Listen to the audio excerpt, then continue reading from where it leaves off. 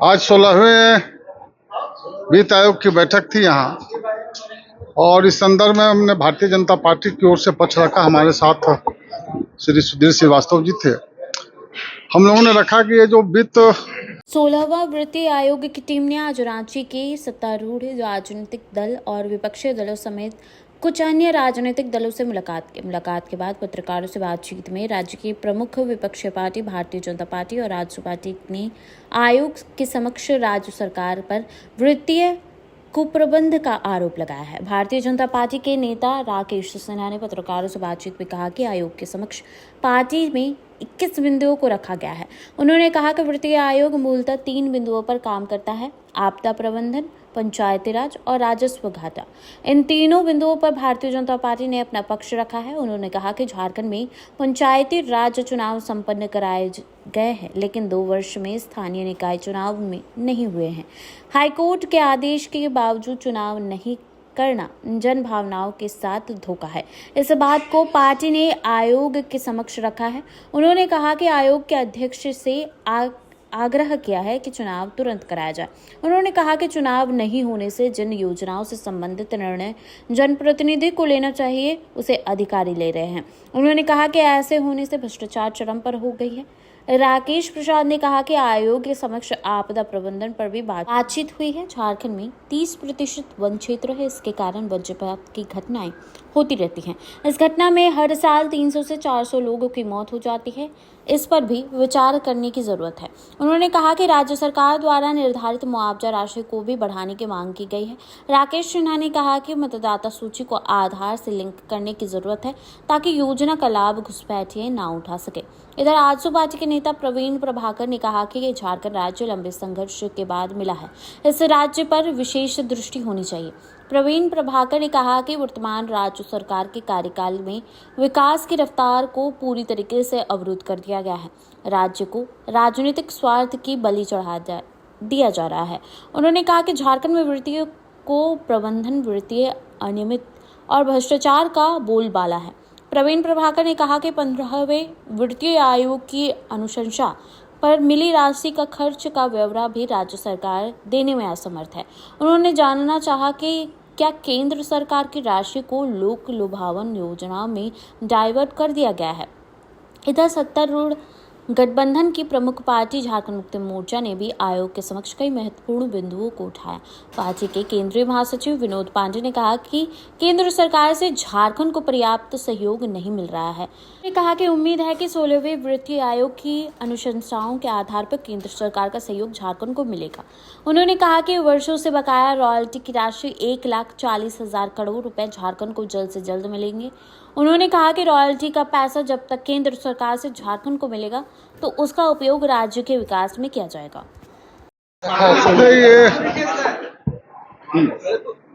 आज 16वें वित्त आयोग की बैठक थी यहाँ, और इस संदर्भ में हमने भारतीय जनता पार्टी की ओर से पक्ष रखा। हमारे साथ श्री सुधीर श्रीवास्तव जी थे। हम लोगों ने रखा कि ये जो वित्त आयोग है मूलतः 3 बिंदुओं पर काम करता है। एक है आपदा प्रबंधन, पंचायती राज और नगर निकाय, और एक है राजस्व घाटा, राज्यों का राजस्व घाटा। इन तीनों बिंदुओं पर हम लोगों ने अपना पक्ष रखा, और सबसे बड़ा पक्ष हमने इस बात का रखा कि पंचायती राज का तो चुनाव यहाँ हुआ है, परंतु 2 वर्षों से नगर निकाय का चुनाव नहीं हो रहा है। हाई कोर्ट के आदेश देने के बाद भी नहीं हो रहा है, तो यह जनता के साथ धोखा है। इस विषय को हमने रखा, और मैंने वित्त आयोग के अध्यक्ष जी से आग्रह किया कि यहाँ पर चुनाव तुरंत हो, क्योंकि पिछले 2 वर्षों से जिन योजनाओं का निर्णय जनप्रतिनिधियों को लेना चाहिए था, उन योजनाओं का निर्णय यहाँ के नौकरशाह ले रहे हैं, और नौकरशाह लेने के कारण भ्रष्टाचार चरम सीमा पर है इन योजनाओं में। तो इसलिए इस पर विचार करना चाहिए। हमने आपदा प्रबंधन पर भी बात किया कि इस राज्य में 30% के लगभग जंगल है, और जिसके कारण वज्रपात भी बहुत बड़े पैमाने पर होता है। राज्य में 3.5 लाख से अधिक वज्रपात की घटनाएं होती हैं, जिसमें से 350 से 400 लोगों की मृत्यु हो जाती है। इस पर भी विचार करना चाहिए। राज्य सरकार इसके लिए 4 लाख रुपया का राशि रखी है। उस 4 लाख रुपये की राशि को भी हम मुआवजा के तौर पर बढ़ाने का मांग हम लोगों ने किया है। इस प्रकार अनेक बिंदुओं पर हमने बात रखा। हमने ये भी मतदाता सूची जो बनती है तो उसको आधार कार्ड से लिंक किया जाए, क्योंकि जो वित्त आयोग जब पैसा भेजता है तो वह राशि गरीबों के बीच में जानी चाहिए। तो इस गरीबों के बीच में वो राशि न जाके कई इस प्रकार के जो घुसपैठिए आए हुए हैं वो गरीबों का हक मार रहे हैं। यदि वोटर लिस्ट, आधार कार्ड और आपका मतदाता सूची का और यदि एक साथ जुड़ जाए तो इससे बहुत से लोग हटेंगे और उसका लाभ यहाँ के लोगों को मिलेगा। फिर हमने इस विषय को भी रखा कि पिछले 25 वर्षों में भारत सरकार ने राज्य सरकार को कितना राशि भेजा, खास करके इन 6 वर्षों के अंदर कितना भेजा, उसमें से राशि कितना खर्च हुई और खर्च होने के बाद राशि कितना बचा हुआ है। और उसमें एक बात मैंने और जोड़ा कि उस राशि का डाइवर्सन कितना है। यदि केंद्र सरकार जिन योजनाओं के लिए राशि भेजती है उस योजना के तहत वो खर्च हो रहा है, उस राशि को दूसरे तरफ लोक लुभावन योजनाओं की तरफ उसको डाइवर्ट किया जा रहा है, जिसके कारण यहाँ का विकास बाधित हो रहा है।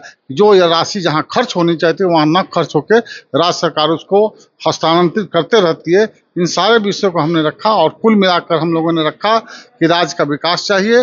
राज्य झारखंड राज्य बहुत आशा के साथ बना था और इस राज्य का निर्माण श्रीमान अटल बिहारी वाजपेयी जी ने किया था। इस राज्य को संवारने की आवश्यकता है और आज की वर्तमान सरकार इस राज्य को संवारने के बजाय ये भ्रष्टाचार का अड्डा बना हुआ है। ये सरकार जो है जनता के भावनाओं के अनुकूल काम नहीं कर रही है, योजनाओं के साथ खिलवाड़ कर रही है। इन 6 वर्षों के अंदर कोई भी बड़ी योजनाएं इस राज्य सरकार ने नहीं लाया, केवल छोटी छोटी बातें लाकर जनता को लोक लुभावन नारा देकर यह सरकार चली। तो मैंने सारे विषयों को वित्त आयोग के सामने रखा।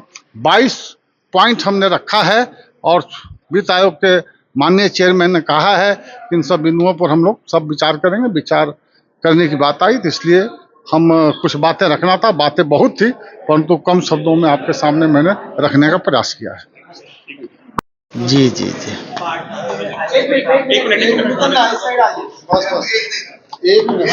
देखिए, एक तो हम लोगों को समय कम मिला और सभी राजनीतिक दलों को अपनी अपनी बात 2 मिनट, 2.5 मिनट, 3 मिनट में रखने के लिए बोला गया। तो जो प्रमुख बिंदु थे उन बिंदुओं पर हम लोगों ने प्रकाश डाला है और राज्य के विकास से संबंधित जो सहयोग केंद्र सरकार का मिलना चाहिए उस सहयोग के बारे में हम लोगों ने बात रखी है। और ये सहयोग नहीं है, हमारा हक है और उस हक को केंद्र सरकार कैसे देगी, किस तरीके से देगी, इस विषय पर हम लोगों ने विस्तार से प्रकाश डालने का काम किया। और हम लोगों को उम्मीद है कि जो 16वां वित्त आयोग यहाँ झारखंड आया उसके जो भी माननीय सदस्य हैं वो हम लोगों की बातों को काफ़ी गंभीरता से लेंगे और निश्चित रूप से आने वाले समय में हम लोगों को उम्मीद के हिसाब से केंद्र सरकार से सहयोग मिलेगा, ऐसा हम लोग उम्मीद करते हैं, विश्वास हम लोगों को है। और इस राज्य की जो बकाया राशि है 1,40,435 करोड़ रुपए है, उन पैसों के बारे में भी जिक्र किया गया है और हम लोग चाहते हैं कि वो पैसा जब इस राज्य को मिले तो इस राज्य के विकास में और भी हम लोग प्रगति करेंगे। धन्यवाद। देवशरण भगत आज वित्त आयोग की बैठक में उपस्थित हुए और हमने वित्त आयोग को यह कहा कि ये जो राज्य है झारखंड, ये लंबे संघर्ष के बाद मिला है। राज्य की जनता ने काफी कुर्बानी दी जिसमें आजसू का भी योगदान रहा है और इसे एक स्वाभाविक राज्य के रूप में इसको नहीं लिया जाना चाहिए। इस राज्य पर विशेष दृष्टि होनी चाहिए और इस राज्य में जो वर्तमान परिस्थितियां हैं, इस राज्य को हम लोगों के आंदोलन के बाद अटल बिहारी वाजपेयी जी प्रधानमंत्री थे, उन्होंने इस राज्य को देने का काम किया और उसके बाद भाजपा आजसू की सरकार ने इस राज्य को विकास की पटरी पर लाने का काम किया। लेकिन विगत 5.5 साल से हम देख रहे हैं कि ये जो झारखंड में सरकार है, जिसके हाथ में सत्ता है, ये सरकार राज्य के विकास को पूरा कहीं ना कहीं ब्लॉक करके बैठ गई है। यह सिर्फ राजनीतिक स्वार्थ के बलि इस राज्य को चढ़ा रही है और वित्तीय कुप्रबंधन, वित्तीय अनियमितता, भ्रष्टाचार और जो 15वें वित्त आयोग की जो अनुशंसा थी, उस अनुशंसा के आधार पर जो पैसे इस राज्य को मिले, उसका कहां कहां उपयोग हुआ, कैसे उसको राशि को खर्च की गई, क्या वो राशि डाइवर्ट की गई, क्या वो राशि फ्री बीज लोक लुभावन योजनाओं में डाइवर्ट की गई, इन सारी बातों को हम लोगों ने वहां रखा। और हमने ये भी मांग की जो खनन, इस राज्य से खनन से जो राजस्व होता है उसका उचित हिस्सा इस राज्य को मिले। हम चाहते हैं कि ये राज्य विकास के पथ पर आगे बढ़े।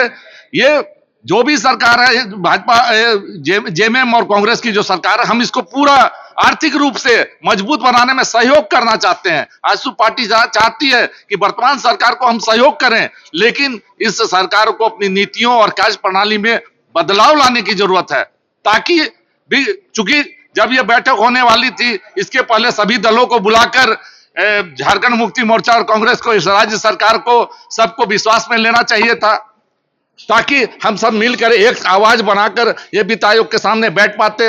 आज वित्त आयोग की बैठक से मुख्यमंत्री जी गायब रहे, जिसका असर राज्य सरकार की गंभीरता पर निश्चित तौर पर पड़ा है। अभी यहाँ पर हमारे साथ जो बैठक हुई, इसमें कहा जो वित्त आयोग के अध्यक्ष ने कि भाई आप इंफ्रास्ट्रक्चर पर, जो यहाँ माननीय मंत्री उपस्थित थे, वो उनके सामने कहा, डिस्कशन में कहा कि इंफ्रास्ट्रक्चर पर ज्यादा खर्च करने की जरूरत है, बजाय कि फ्री बीज जो महिला योजना, जिस ठीक है, इन योजनाओं की आवश्यकता है, गरीब जनता को लाभ देने की आवश्यकता है, लेकिन प्रायोरिटी हमको तय करने की जरूरत है। और आजसू पार्टी राज्य के विकास में हर कीमत पर सहयोग करने को तैयार है, लेकिन राज्य में जो वित्तीय कुप्रबंधन है, जो योजनाओं का पैसा गलत दिशा में डाइवर्ट हो रहा है, भ्रष्टाचार जो है, और खनिज, बालू, कोयला और इसका जो लूट मचा हुआ है, इसको जब तक सरकार नहीं रोकेगी, ये राज्य को सही